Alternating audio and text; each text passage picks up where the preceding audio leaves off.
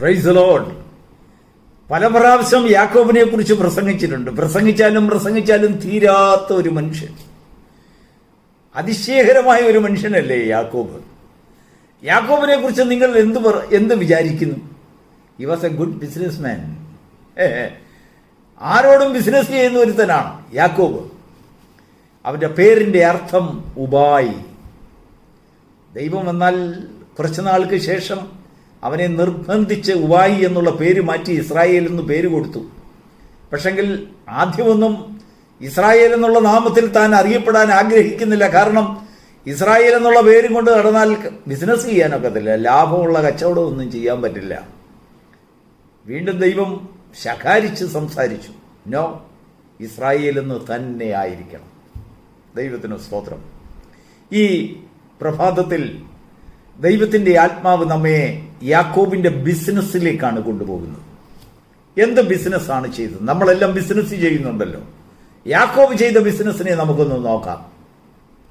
നോക്കൂ, ചെറുപ്പത്തിൽ തന്നെ തന്റെ ജ്യേഷ്ഠന്റെ മേൽ ജന്മനാൽ തനിക്ക് ലഭിച്ചിരിക്കുന്നതായ ജ്യേഷ്ഠാവകാശം യാക്കോബിനറിയാം. താൻ അനുജനാണ്, ആ അവകാശത്തിന് ഞാൻ യോഗ്യനല്ല, തനിക്ക് അർഹതയില്ല എന്ന് യാക്കോബിന് നന്നായിട്ടറിയാം. പക്ഷെങ്കിൽ ഏശാവിന്റെ മധുരത്തോടുള്ളതായ, പായസത്തോടുള്ളതായ അമിതമായിട്ടുള്ള മോഹം, ആഗ്രഹം, അത് മുതലെടുക്കുവാൻ യാക്കോബ് തീരുമാനിച്ചു. നല്ല ഒന്നാം തരം ഒരു പാൽപ്പായസം ഉണ്ടാക്കി, മധുരപ്പായസം ഉണ്ടാക്കിക്കൊണ്ടുവന്ന് ജ്യേഷ്ഠന് കൊടുത്തിട്ട് തീരെഴുതി വാങ്ങി ജ്യേഷ്ഠാവകാശം എടുത്ത് കയ്യിൽ വെച്ചു. ജ്യേഷ്ഠന് പിന്നെ അനുജന്റെ അത്രയും പോലും വിലയില്ലാതായി. അതിനുശേഷം ജന്മനാലുള്ളതായ ജ്യേഷ്ഠാവകാശമോ അനുജൻ തട്ടിയെടുത്തെന്ന് അപ്പനറിയാം. എന്നാൽ അല്പം ഇറച്ചി വാങ്ങിച്ച് ഭക്ഷിച്ചിട്ട് അവന്റെ വേട്ടയിറച്ചി കൊണ്ടുവന്ന് ഏശാവിന്റെ കയ്യിൽ നിന്ന് വാങ്ങി ഭക്ഷിച്ചിട്ട് അവന് കൊടുക്കാവുന്നതായ എന്തെങ്കിലും അനുഗ്രഹങ്ങൾ, എന്റെ കയ്യിലുള്ളതൊക്കെ കൊടുക്കാം, മൂത്ത മകനല്ലേ എന്ന് വിചാരിച്ച് അത് തീരുമാനിച്ചപ്പോൾ അതും മണത്തറിഞ്ഞു. അമ്മയുമായിട്ട് കൂട്ടിച്ചേർന്നും കൊണ്ട് അല്പം ഇറച്ചി വേവിച്ച് അപ്പന് കൊടുത്ത്, രുചികരമായിട്ടുള്ള പാചകം ചെയ്ത് അപ്പന് കൊടുത്തും കൊണ്ട് ആ അനുഗ്രഹവും തട്ടിയെടുത്തു. Business number 2. ദൈവത്തിന് സ്തോത്രം. മൂന്നാമത്തെ ബിസിനസ് എൻട്രി ചെയ്യുന്നത് മറ്റാരുമായിട്ടല്ല, ദൈവവുമായിട്ടാണ്. യാക്കോബ് ഓടി പദ്ദൻ അരാമിലേക്ക് ഓടിപ്പോകുന്നത് കാണാം, ജ്യേഷ്ഠനെ ഭയന്ന്. ജ്യേഷ്ഠൻ എവിടെങ്കിലും ഇവനെ കണ്ടാൽ ഇവൻ ഉപായിയാണ്, ഇവൻ സകലത്തിലും ജ്യേഷ്ഠനെ ചതിച്ചെന്ന് ജ്യേഷ്ഠന് മനസ്സിലായി കഴിഞ്ഞപ്പോൾ അവനെ അപായപ്പെടുത്തുവാൻ ചിന്തിച്ചു. അമ്മ പറഞ്ഞു, മോനെ ഒറ്റ ഓട്ടം ഓടിക്കോ, ഇവിടെ എങ്ങും നിന്നു പോകരുത്. അവൻ ഓടി. പോയ പോക്കിൽ രാത്രി സന്ധ്യയായപ്പോൾ ഒരു കുറ്റിക്കാട്ടിൽ വന്യമൃഗങ്ങളെയും ഇഴജാതികളുടെയും അനേക തേളും പാമ്പും ഒക്കെ നിറഞ്ഞിരുന്നതായ ഒരു കുറ്റിക്കാട്ടിൽ അന്തി ഉറങ്ങുവാൻ ഒരു അവസരമുണ്ടായി. രാത്രിയുടെ യാമത്തിൽ ഒരു കല്ലെടുത്ത് തലയണയായി വെച്ചുകൊണ്ട് ഉറങ്ങുമ്പോൾ അവനൊരു ദർശനം കണ്ടു. സ്വർഗത്തിൽ നിന്ന് ഒരു കോവേടി കൊണ്ട് താൻ ഉറങ്ങിക്കിടന്നതായ സ്ഥലത്ത് ദൈവദൂതന്മാർ കയറുകയും ഇറങ്ങുകയും ചെയ്യുന്നത് യാക്കോബ് കണ്ടു. അപ്പോഴവനൊരു ചിന്തയുണ്ടായി, ഇവിടെ ഒരു ആലയം ഉണ്ടാക്കിയാൽ അതിനകത്തൂടെ ബിസിനസ് ചെയ്യാം. ദൈവത്തിന്റെ ദൂതന്മാർ കയറുകയും ഇറങ്ങുകയും ചെയ്യുന്ന സ്ഥലം. യാക്കോബ് അവിടെയും ബിസിനസ്സാണ് ചിന്തിച്ചത്. ദൈവത്തിന് സ്തോത്രം. ഒരു പക്ഷെങ്കിൽ നമ്മൾ ഇങ്ങനെയൊരു ചിന്ത ഇതുവരെയും നിങ്ങൾ ചിന്തിച്ചിട്ടില്ലായിരിക്കും. നോക്കൂ, യാക്കോബിന്റെ മനസ്സിനെ നിങ്ങളൊന്ന് ചിന്തിച്ചു നോക്കൂ. യാക്കോബിന്റെ ബിസിനസ്സിനെ കുറിച്ച് അവൻ ചോദിക്കാതെ തന്നെ ദൈവം അവന് പ്രത്യക്ഷപ്പെട്ട അവന്റെ പിതാക്കന്മാരോടുള്ള വാഗ്ദാനങ്ങളും വാഗ്ദത്തങ്ങളും തന്നിൽ കൂടെയും തന്റെ തലമുറകളിൽ കൂടെയും ഒക്കെ നിറവേറ്റുന്നതായിരിക്കും എന്ന് ദൈവം യാക്കോബിനെ സ്നേഹിച്ചുകൊണ്ട് അവനോട് സംസാരിച്ചു. ദൈവത്തിന്റെ സംസാരത്തിന്റെ ഊഴം കഴിഞ്ഞിട്ട് യാക്കോബിന്റെ ഊഴം വന്നു.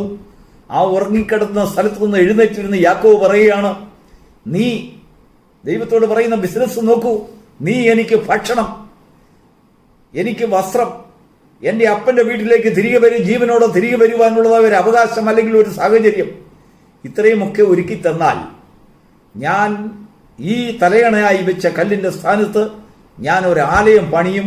ആലയം പണിഞ്ഞതിന് ശേഷം ഞാൻ അവിടെ ബിസിനസ് ചെയ്യാനുള്ള വേറൊരു അന്തരീക്ഷം, എനിക്ക് ലഭിക്കുന്നതിൻ്റെ എല്ലാം ദശാംശം നിനക്ക് തരും. ഇപ്പൊ തന്റെ കയ്യിൽ 5 നയാ പൈസ ഇല്ല. ദശാംശത്തെക്കുറിച്ചുള്ള ഒരു ആശയം, ഞാൻ നിനക്ക് ദശാംശം തരും. ആദ്യത്തെ ഓഫറാണ് ദൈവത്തിന്.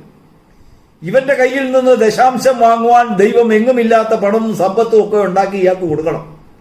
അപ്പോൾ ഇയാൾക്ക് ഇങ്ങോട്ട് കൊടുക്കുന്നത് വാങ്ങിച്ചും കൊണ്ട് അതിൽ നിന്ന് ദൈവത്തിന് ദശാംശം കൊടുക്കുമെന്ന് പോലും. അപ്പൊ അവിടെ ഒരു പള്ളിയും കൂടെ പണിഞ്ഞു വെച്ചാൽ, ഒരു ആലയം കൂടെ പണിഞ്ഞു വെച്ചാൽ ധാരാളം ഓഫറിങ് വരും, ധാരാളം സമയദാനങ്ങൾ അവിടെ വരും. അതിന്റെ എല്ലാം ദശാംശം ദൈവത്തിന് കൊടുത്താൽ മതി. ഒരു ചെറിയ കാര്യം, ദൈവത്തിന് ഒരു ചെറിയ ദശാംശം 10 കൊടുത്തും കൊണ്ട് ഒരു വലിയ വലയെ വീശുവാനുള്ള ഒരു ഭാവന യാക്കോബ് നടത്തുകയുണ്ടായി. രാവിലെ എഴുന്നേറ്റ് ദശാംശത്തിന്റെ ആ ബിസിനസ് പ്രപ്പോസൽ അവിടെ വെച്ചു. ദൈവം കേട്ടപാട് കേട്ടാത്തപാട് ഇവന്റെ ദശാംശത്തെ കുറിച്ച് ദൈവം ഒന്നും ചിന്തിച്ചില്ല. എന്നാൽ ദൈവത്തിന് ഇവനിൽ കൂടെ വേറെ ചില കാര്യങ്ങൾ ചെയ്യേണ്ടത് കൊണ്ട് ഇവന്റെ പുറകെ ദൈവം പോയി. ദൈവത്തിന് സ്തോത്രം. നോക്കൂ, യാക്കോബ് പോയി ലാബാന്റെ വീട്ടിൽ ചെന്നു. ചെന്ന നാള് മുതൽ ബിസിനസ്, എല്ലാ ലാഭത്തിന്റെ കാര്യം. അവന്റെ വാ തുറന്നാൽ ലാഭത്തിന്റെ കച്ചവടമല്ലാതെ വേറെ ഒന്നും പറയുവാനില്ല. ലാബാൻ അങ്ങ് മടുത്തു അനന്തരവനെ കൊണ്ട്. ലാബാന്റെ ജീവിതത്തിൽ ഇതുവരെയും നേടുവാനും കഴിഞ്ഞിട്ടില്ലാത്ത പല നേട്ടങ്ങളും ഈ യാക്കോബ് അവിടെ നിന്നുകൊണ്ട് എണ്ണി എണ്ണി എണ്ണി എണ്ണി വാരിക്കൂട്ടുവാൻ തുടങ്ങി. ഉള്ള ആടും മാടും മിടുക്കരായിട്ടുള്ള ആട്ടിൻകൂട്ടം ഒക്കെ ഇവന്റെ സമ്പത്തായി. ഒട്ടകങ്ങളുമായി പൊന്നും വെള്ളിയും ഭാര്യമാരോട് വഴക്ക് പറഞ്ഞ അമ്മായിപ്പന്റെ വാങ്ങിക്കുവാൻ കഴിയുന്നത്രയും സമ്പത്തുകളും എല്ലാ പൊന്നും ആഭരണങ്ങളും എല്ലാം വാങ്ങിക്കൊണ്ട് ഒരു ദിവസം ഒറ്റ അവിടുന്ന് തിരിച്ച് അപ്പന്റെ വീട്ടിലേക്ക് പോവുകയാണ്. ദൈവത്തിന് സ്തോത്രം. അവിടെയും ലാബാന്റെ മുൻപിൽ ലാഭമുള്ള ബിസിനസ് ചെയ്തു. യാബോക്ക് നദിയുടെ തീരത്ത് വന്നിരിക്കുകയാണ്. അങ്ങോട്ട് പോയപ്പോൾ കണ്ടത് പറഞ്ഞതായ ബേഥേൽ എന്ന് പറഞ്ഞ സ്ഥലം മറന്നു. കാരണം അങ്ങോട്ട് തിരിച്ചു പോയാൽ ഇപ്പൊ തന്റെ കയ്യിൽ എല്ലാ ദശാംശത്തിന്റെ ഒരു കഥ ദൈവത്തോട് പറഞ്ഞിട്ടുണ്ടല്ലോ. അതെല്ലാം കൂടെ കണക്ക് കൂട്ടിയാൽ ഒരു വലിയൊരു എമൗണ്ട് വരും. കുടുംബം തീരെഴുതി കൊടുക്കേണ്ടി വരും. അത്രയ്ക്ക് കാശ് ദൈവത്തിന് കൊടുക്കാനുണ്ട്. ഒരുപാട് പൊന്നും വെള്ളിയും ആടുമാടുകളും സമ്പത്തുകളും ഒട്ടകങ്ങളും ഒക്കെ ദൈവത്തിന് കൊടുക്കണം. അതുകൊണ്ട് താൻ തെരഞ്ഞെടുത്ത വഴി യാബോക്ക് നദി കടന്നു പോവുക. അവിടെ ചെന്നപ്പോഴും ഒരു ഉൾഭയം, പഴയ പേടി. ചേട്ടൻ തട്ടിക്കളയും, കണ്ടാൽ കൊന്നുകളയും. ഉപായങ്ങൾ ഓരോന്ന് മെനയാൻ തുടങ്ങി. ഒരു അല്പം സമ്മാനം കൊടുത്ത് ചേട്ടന് വേണ്ടി കൊടുത്തയച്ചു ദൂതന്മാരുടെ കയ്യിൽ. സമ്മാനം കൊണ്ട് കാര്യങ്ങൾ നേടാൻ നോക്കി. ദൈവത്തിന് എല്ലായിടവും ബിസിനസ്സാണെന്ന്. പോയ വഴികളെല്ലാം തന്റെ ബിസിനസ്, തന്നെ ബിസിനസ്. ആർക്കെങ്കിലും ബിസിനസ് പഠിക്കണമെങ്കിൽ യാക്കോബിന്റെ വഴികളെ പഠിച്ചാൽ മതി. നല്ല ഒന്നാം തരം. He was A really good expert business man. They are still business people. Yes. എന്തിനു പറയുന്നു? ഒരു ദിവസം ദൈവം അവന് പ്രത്യക്ഷനായി. അതാണ് ദൈവത്തിന്റെ ആത്മാവ് ഇന്ന് പ്രഭാതത്തിൽ നമ്മോട് തന്റെ സന്ദേശം അറിയിക്കുവാനുള്ളത്. ഉൽപ്പത്തി പുസ്തകം 35-ാം അധ്യായത്തിൽ വരുമ്പോൾ ദൈവം യാക്കോബിനോട് പറയുകയാണ്, ഇപ്പോൾ നീ പുറപ്പെട്ട് ബഥേലിലേക്ക് പോവുക. ബഥേൽ എന്ന് പറഞ്ഞാൽ, ബേത്ത് എന്ന് പറഞ്ഞാൽ ഭവനം, ഏൽ എന്ന് പറഞ്ഞാൽ ദൈവം, ദൈവത്തിന്റെ ഭവനം. ദൈവത്തിന്റെ ഭവനം എന്ന് നീ നാമീകരിക്കട്ട സ്ഥലത്തേക്ക്, നീ പേരിട്ട സ്ഥലത്തേക്ക് നീ ഒരു കുറ്റി നാട്ടി അവിടെ ഇച്ചിരി എണ്ണയൊക്കെ ഒഴിച്ചിട്ടുണ്ടല്ലോ, അവിടേക്ക് പോകാം. അവിടെ പോകാ എന്ന് യാക്കോബിന് ദൈവത്തിന്റെ അരുളപ്പാടുണ്ടായപ്പോൾ വയറ്റിൽ ഒരു അങ്കലാപ്പ്. എന്താണെന്നറിയാമോ? കണക്ക് നിരത്തേണ്ടി വരും. അവിടെ വെച്ചാണ് പറഞ്ഞിട്ടുള്ളത്. എന്താ? ഒരു കാര്യം ദൈവത്തോട് പറഞ്ഞു, നീ എനിക്ക് തരുന്നതിലൊക്കെയും ഞാൻ നിനക്ക് ദശാംശം തരും. ദൈവത്തിന് സ്തോത്രം. ദൈവത്തോട് ചോദിച്ചത് 2-3 കാര്യങ്ങളേ ഉള്ളൂ. ആഹാരം ചോദിച്ചു, വെച്ച് കഴിക്കാനുള്ളതായ സൗകര്യങ്ങൾ ചോദിച്ചു. അടുക്കളയുള്ള വീട് വേണം ആഹാരത്തിന് ഉണ്ടാക്കുവാൻ. 2 അപ്പം ഉണ്ടാക്കണം, അല്പം ഇറച്ചി വേവിക്കണം, തീ കത്തിക്കാനുള്ള വസതിയോടുകൂടിയുള്ളതായ ഒരു ഭവനം വേണം. അതിനുശേഷം ഉടുക്കുവാനുള്ള തുണി വേണം. ആ തുണി വാങ്ങിക്കണമെങ്കിൽ പട്ടണത്തിൽ എവിടെയെങ്കിലും നെയ്ത്തുശാലകൾ അടുത്തുള്ളിടത്തോടൊക്കെ പോകണം. അവിടെ ഒരു ഭവനം വേണം. പട്ടണത്തിൽ സിറ്റിയോട് ചേർന്നൊരു വീട് വേണം, അല്ലെങ്കിൽ ഒരു ഫ്ലാറ്റ് വേണം. അതിനുശേഷം അപ്പന്റെ വീട്ട് സ്വദേശത്തെ തന്നെ വലിയവനാക്കണം. മറ്റുള്ളവരുടെ മുമ്പിൽ ഉയർന്നു നിൽക്കുന്നതായ ഒരു അഭിമാനമുള്ള താമസ സൗകര്യം, ജീവിതം, ജീവനം. ഇതൊക്കെയാണ്. ചോദിച്ചതിൻ്റെ 10 ഇരട്ടി കൊടുത്തു. യാക്കോബ് നല്ല കണക്കുകാരനാണ്, കണക്ക് കൂട്ടാൻ തനിക്കറിയാം. ദൈവം തന്നോട് ബേഥേലിലേക്ക് പോകാൻ പറഞ്ഞപ്പോൾ വയറ്റിൽ അങ്കലാപ്പ് കയറി. അവിടെയും ദൈവത്തിന്റെ സന്നിധിയിൽ ഒരു ബിസിനസ് താൻ കൊണ്ടുവരുന്നുണ്ട്. എന്താണെന്നറിയാമോ? പെട്ടെന്ന് താൻ നോക്കിയപ്പോൾ ദൈവത്തെ പറഞ്ഞ് പ്രസാദിപ്പിക്കുവാൻ കൊള്ളാവുന്ന ഒരു കാര്യമുണ്ട്. അത് തന്റെ ഭാര്യമാരുടെ കഴുത്തിലും കാതിലും കിടന്നതായ കുണുക്കും ചെമ്പും ചകിടും അല്ലെങ്കിൽ കുപ്പിയും ചരടും കൊണ്ടൊക്കെ ഉണ്ടാക്കിയതായ കുണുക്കുകൾ. ഏതാണ്ട് പൊന്നുമല്ല ഉണ്ട്, ഒന്നുമില്ല. അന്നത്തെ കാലത്ത് പൊന്നും കൊണ്ടൊന്നും അല്ല ആഭരണങ്ങൾ ഉണ്ടാക്കുന്നത്. തകിട്, ചെമ്പ്, ഇരുമ്പ്, മറ്റ് ലോഹവസ്തുക്കൾ അല്ലെങ്കിൽ ചില തടിക്കഷ്ണങ്ങൾ കൊണ്ടൊക്കെ കുണുക്കുകൾ ഉണ്ടാക്കും. ഇദ്ദേഹം എന്ത് ചെയ്യുന്നറിയാമോ? ഇതെല്ലാം ഇങ്ങ് കൊണ്ടുവരാൻ പറഞ്ഞു. അവർ സന്തോഷത്തോടെ ഭാര്യമാരെ എല്ലാവരും കൊണ്ടുവന്ന് കുണുക്ക് കൊടുത്തു. അത് യാക്കോബ് കൊണ്ടുപോയി ഒരു കരുവേലകത്തിന്റെ ചുവട്ടിൽ കുഴിച്ചിട്ടു. ദൈവത്തെ പ്രസാദിപ്പിക്കുവാൻ കുണുക്ക്. ദൈവത്തിന് സ്തോത്രം. ദശാംശം എവിടെ? അത് കണക്ക് കൂട്ടിയാൽ കൊടുത്തു തീർക്കാൻ ഒക്കത്തില്ല. ദൈവം അതെല്ലാം അവനോട് ക്ഷമിച്ചു. ദൈവം അവനോട് ആവശ്യപ്പെടുന്നത്, നീ പ്രാണരക്ഷാർത്ഥം നിന്റെ സഹോദരനെ ഭയന്ന്, നിന്റെ സഹോദരനായ ഏശാവിനെ ഭയന്ന് ഓടിയ ഒരു ദിവസമുണ്ടല്ലോ, ആ ദിവസത്തിലേക്ക് നീ ഒന്ന് തിരിച്ചു വരിക. Praise the Lord. പ്രിയപ്പെട്ട ദൈവമക്കളെ, ഈ പ്രഭാതത്തിൽ ദൈവത്തിന്റെ ആത്മാവ് നമുക്ക് തരുന്നതായ സന്ദേശം, നിന്റെ ദശാംശവും നിന്റെ കുണുക്കുകളും നിന്റെ ആടുമാടുകളും സമ്മാനങ്ങളുമല്ല, എന്നാൽ നിന്നെ എങ്ങനെ രക്ഷിച്ചു, നിന്നെ എങ്ങനെ വഴി നടത്തി, നിനക്ക് ആപത്ത് വരാവുന്നതായ, ഛേദം വരാവുന്നതായ സാഹചര്യങ്ങളിൽ സർവശക്തനായ ദൈവം നിന്നെ പരിപാലിച്ചതായ ദിവസങ്ങളില്ലേ, രാത്രികളില്ലേ, അങ്ങനെ നീ ദൈവത്തോട് ചെയ്തതായ ചില ഉടമ്പടിയുടെ ദിവസം, ആ നിമിഷത്തിലേക്ക് തിരികെ വരുവാൻ ദൈവത്തിന്റെ ആത്മാവ് ആവശ്യപ്പെടുകയാണ്. ദശാംശം എവിടെയെന്ന് ദൈവം ചോദിച്ചോ? ഇല്ല. നീ എന്നോട് പറഞ്ഞ കാര്യങ്ങളൊക്കെ ആലയം എവിടെയെന്ന് ദൈവം ചോദിച്ചോ? ഇല്ല. ദൈവം നിന്നോട് ആവശ്യപ്പെടുന്നത്, നീ ഇപ്പോൾ ബേഥേലിലേക്ക് വരിക. നിന്റെ സാക്ഷ്യം ദൈവത്തിന് കേൾക്കുവാനുണ്ട്. നിനക്ക് നന്ദി നിറഞ്ഞ ഒരു ഹൃദയം നിന്റെ നാവിൽ നിന്ന് ഉതിർക്കുവാൻ ദൈവത്തിന്റെ ആത്മാവ് കാത്തിരിക്കുകയാണ്. അതിനെ നീ ദശാംശം കൊണ്ട് മൂടരുത്, കുടുക്കുകൾ കൊണ്ട് മൂടരുത്, സമ്മാനം കൊണ്ട് മൂടരുത്. ദൈവം ആവശ്യപ്പെടുന്നത്, നോ, അതിലൊന്നുമല്ല ഞാൻ പ്രസാദിക്കുന്നത്. പാപയാഗത്തിലും ഹോമയാഗത്തിലും അല്ല ഞാൻ പ്രസാദിക്കുന്നത്.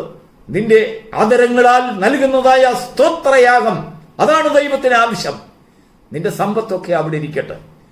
അനേക ജീവിതങ്ങൾ സമ്പത്ത് കൊണ്ട് ദൈവത്തെ നേടുവാൻ ആഗ്രഹിക്കുന്നു. അനേക ജീവിതങ്ങൾ സമ്പത്ത് കൊണ്ട്, ദശാംശം കൊണ്ട് ദൈവത്തെ വിലയ്ക്ക് വാങ്ങുവാൻ നോക്കുന്നു. അനേക ജീവിതങ്ങൾ, അനേകരുടെ വെളിപ്പാട്, ദൈവത്തിന് വേണ്ടി കുറെ ആലയങ്ങൾ, വലിയൊരു മനോഹരമായ ഒരു ആലയം പടിഞ്ഞാൽ ദൈവം അവിടെ പ്രസാദിക്കുമെന്ന് ചിന്തിക്കുന്നു. നോ, ദൈവത്തിന് അതല്ല ആവശ്യം. നീ അഭിഷേകം ചെയ്തതായ ഒരു കൽത്തൂണുകൾ അവിടെ ഇപ്പോഴും ആ എണ്ണ ഉണങ്ങാതെ കാത്തിരിക്കുകയാണ്. അഭിഷേകം ഉണങ്ങാതെ നിന്റെ വരവിനെ കാത്തുകൊണ്ട് നിന്റെ സ്തോത്രയാഗത്തിന് വേണ്ടി അത് കാത്തിരിക്കുന്നു. ഈ പ്രഭാതത്തിൽ ദൈവത്തിന്റെ ആത്മാവ് നിന്നോട് ആവശ്യപ്പെടുന്നത്, കം ഡൗൺ ടു ബഥേൽ. ബഥേലിലേക്ക് നീ ഒന്ന് വരിക. ദൈവം നിന്നെ അവിടെ വെച്ച് സന്ദർശിക്കുവാൻ ആഗ്രഹിക്കുന്നു. ദൈവത്തിന് അവിടെ വെച്ച് നിന്നോട് ചെറുത് സംസാരിക്കുവാനുണ്ട്. എന്താണെന്ന് അറിയാമോ? നീ ചിന്തിച്ചത് നിന്റെ അപ്പന്റെ വീടാണ് നിന്റെ ലാസ്റ്റ് ഡെസ്റ്റിനേഷൻ എന്ന് നീ ചിന്തിച്ചിട്ടുണ്ടായിരിക്കാം. എന്നാൽ ദൈവത്തിന് ചില കാര്യങ്ങൾ നിന്നോട് പറയുവാനുണ്ട്. ഇല്ല, നിന്റെ യാത്ര തീർന്നില്ല. നിന്റെ തലമുറകളിൽ നിന്റെ ഇവിടം കൊണ്ട് തീരുന്നതല്ല. ദൈവത്തിന് മഹത്വം ഉണ്ടാകട്ടെ. ദൈവം അബ്രഹാമിനോട് പറയാത്ത ഒരു കാര്യം യാക്കോബിനോട് പറഞ്ഞു. അബ്രഹാമിന് കാണിച്ചു കൊടുക്കുവാനിരിക്കുന്ന ദേശത്തേക്ക് പോകുവാൻ ദൈവം പറഞ്ഞുവെങ്കിൽ, ഇതാ നീ അഭിഷേകം ചെയ്തതായ കൽത്തൂൺ ഇരിക്കുന്നതായി ഞാൻ നിനക്ക് പ്രത്യക്ഷപ്പെട്ടതായ സ്ഥലം ഞാൻ നിന്റെ സന്തതിക്ക് തരുമെന്ന് ദൈവം കൈ ചൂണ്ടിക്കാണിച്ചു കൊടുക്കുകയാണ്. ദൈവത്തിന്റെ വാഗ്ദത്തങ്ങളെയും വാഗ്ദാനങ്ങളെയും കണ്ട് മനസ്സിലാക്കുവാൻ ബേഥേലിലേക്ക് തിരികെ വരിക. അവിടെ വെച്ചാണ് ദൈവം നിന്നോട് സംസാരിച്ചത്.